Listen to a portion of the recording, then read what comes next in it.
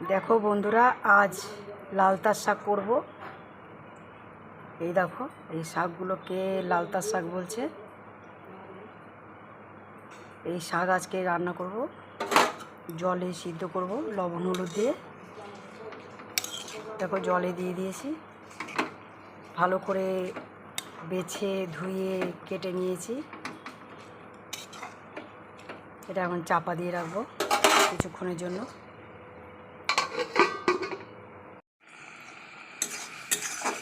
দেখো শাকটা সিদ্ধ করে নিলাম, ওর সঙ্গে কটা কাঁচা ছোলাও দিয়ে দিয়েছিলাম সিদ্ধ করার সময়। শাক লবণ হলুদ দিয়ে ভালো করে সিদ্ধ করে নিয়েছি। নিয়ে দেখো একটু কড়াইয়ে তেল দিয়ে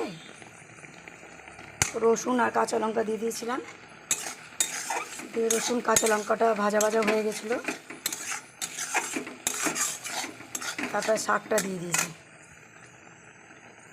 শাক হয়ে গেছে আমার, এবার নামিয়ে দেবো।